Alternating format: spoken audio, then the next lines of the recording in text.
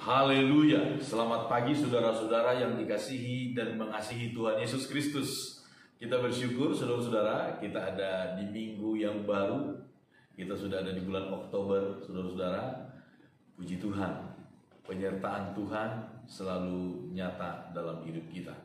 Mari sama-sama kita kembali merenungkan firman Tuhan, saudara-saudara, di dalam kitab Yakobus pasal yang keempat.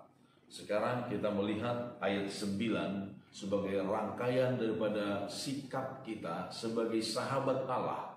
Sikap kita sebagai sahabat Allah. Ayat 9, sadarilah kemalanganmu, berduka cita dan merataplah, hendaklah tertawamu kamu ganti dengan ratap, dan sukacitamu dengan duka cita. Saudara-saudara, menjadi sahabat Allah adalah satu hal yang sangat istimewa. Tetapi ingat saudara-saudara, ingat, semakin kita dekat dengan Tuhan, kita tidak boleh semakin main-main dengan Tuhan. Itu jelas.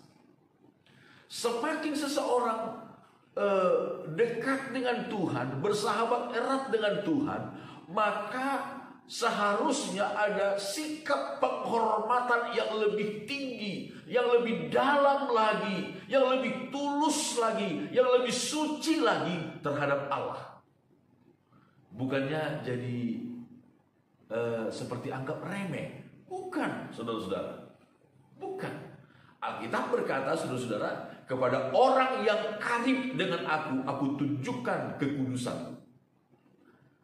Ketika anak-anak Imam Harun melakukan satu kesalahan di hadapan Tuhan, mempersembahkan api yang asing di hadapan Tuhan, Allah langsung hukum mereka, Allah langsung membunuh mereka. Dan Tuhan berkata kepada Musa supaya disampaikan kepada Harun, ingat, kepada orang yang karib dengan aku nyatakan kekudusan. Bahkan Musa sekalipun kelihatannya satu kesalahan yang tidak terlalu besar, kelihatannya satu kesalahan yang dapat dimaklumi yang dilakukan oleh Musa, di mana dia pada waktu itu karena begitu emosi marah kepada orang Israel yang selalu memberontak kepada Tuhan, dia memukul gunung batu itu. Padahal Tuhan berkata kepadanya, berbicaralah kepada gunung batu itu. Kelihatannya kesalahan Musa itu sesuatu yang tidak terlalu besar, sesuatu yang bisa dimaklumi. Tapi Tuhan berkata, Musa, engkau telah melakukan kesalahan, tidak menghormati aku di hadapan jemaah Israel. Itu sebabnya engkau tidak boleh masuk ke tanah Kanaan. Engkau boleh memandangnya dari jauh, tapi engkau tidak boleh memasukinya. Musa berdoa kepada Tuhan, Musa bermohon kepada Tuhan supaya diizinkan masuk ke tanah Kanaan itu. Tapi Tuhan berkata kepada Musa, Musa cukup. Tidak boleh. Saudara-saudara, semakin kita dekat dengan Tuhan, maka dituntut satu penghormatan, satu respek yang lebih dalam, yang lebih tinggi, yang lebih suci terhadap Tuhan. Firman Tuhan berkata, sadarilah kemalanganmu, berduka cita dan merataplah. Saudara-saudara, Tuhan mau hidup kita ketika kita didapati satu kesalahan di hadapan Tuhan. Ketika kita mendapatkan teguran dari Tuhan, saudara-saudara, mendapatkan teguran dari Tuhan, maka respon kita adalah kita harus berduka cita terhadap kesalahan kita. Sekalipun mungkin dalam diri kita masih melekat berkat-berkat karunia-karunia yang hebat dari Tuhan, tetapi kalau Tuhan datang dengan sebuah teguran kepada kita, kita harus merendahkan diri, berduka cita atas kesalahan yang kita lakukan di hadapan Tuhan. Firman Tuhan dengan jelas mengatakan demikian. Ada satu ungkapan dari seorang hamba Tuhan, saudara-saudara, berkata begini. Hamba Tuhan itu berkata, lebih baik ditempeleng oleh Tuhan daripada dibelai oleh iblis. Lebih baik ditempeleng oleh Tuhan daripada dibelai oleh iblis. Kepada jemaat di Korintus, Paulus mengatakan demikian, saudara-saudara. Jemaat Korintus adalah jemaat yang ditegur oleh Paulus karena kesalahan mereka, karena kesombongan mereka.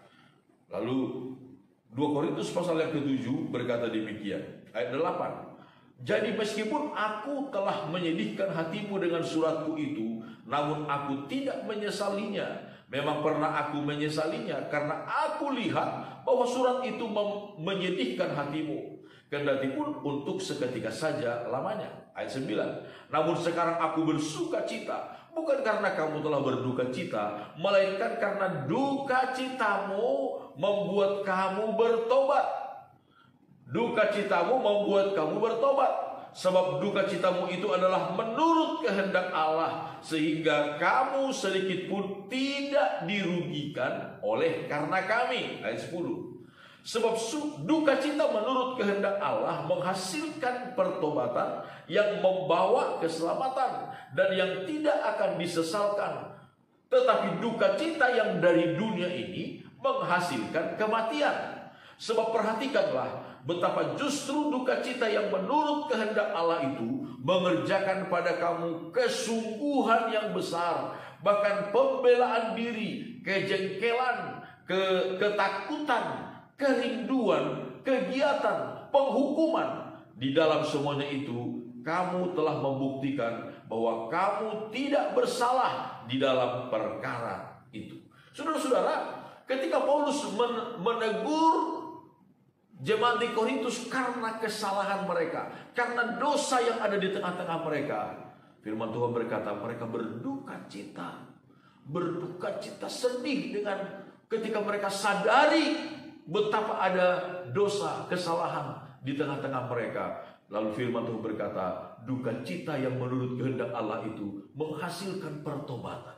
Mereka bertobat. Sekarang mereka oleh duka cita yang dari Tuhan, yang menurut kehendak Tuhan itu disebutkan mengerjakan kesungguhan yang besar untuk mereka bertobat di hadapan Tuhan. Saudaraku, tidak ada manusia yang sempurna di dalam dunia. Belum ada manusia yang sempurna di dalam dunia. Kita semua banyak kekurangan. Tetapi ketika kita menyadari kekurangan kita, mari kita berduka cita dan bermohon kepada Tuhan. Tuhan, berikan saya kekuatan. Saya mau berubah. Saya mau dibaharui, saya mau disempurnakan oleh Tuhan.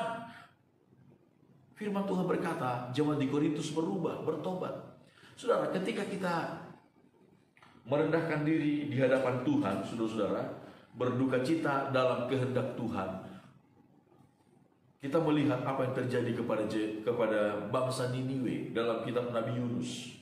Yunus pasal 3 ayat 5. Orang Niniwe percaya kepada Allah, lalu mereka mengumumkan puasa, dan mereka baik orang dewasa maupun anak-anak mengenakan kain kabung. Setelah sampai kabar itu kepada Raja Niniwe, turunlah ia dari singgasananya, ditanggalkannya jubahnya, diselubunginya kain kabung, lalu duduklah ia di situ, di abu. Lalu atas perintah raja dan para pembesarnya, orang memaklumkan dan mengatakan di Niniwe demikian, manusia dan ternak, lembu, sapi dan kambing domba tidak boleh makan apa-apa, tidak boleh makan rumput, dan tidak boleh minum air. Haruslah semuanya manusia dan ternak berselubung kain kabung dan berseru dengan suara keras kepada Allah, serta haruslah masing-masing berbalik dari tingkah lakunya yang jahat dan dari kekerasan yang dilakukannya. Siapa tahu mungkin Allah akan berbalik dan menyesali serta berpaling dari murkanya yang bernyala-nyala itu, sehingga kita tidak binasa. Ketika Allah melihat perbuatan mereka itu, yakni bagaimana mereka berbalik dari tingkah lakunya yang jahat, maka menyesallah Allah karena malapetaka yang telah dirancangkannya terhadap mereka, dan ia pun tidak jadi melakukannya. Saudara-saudara, duka cita menurut kehendak Allah menghasilkan pertobatan, menghasilkan keselamatan. Haleluya. Biarlah kita selalu merendahkan diri di hadapan Tuhan. Kalau kita melihat ada satu kekurangan di dalam diri kita, dan sekali lagi saudara-saudara, kita tidak perlu berkecil hati. Semua orang belum ada yang sempurna.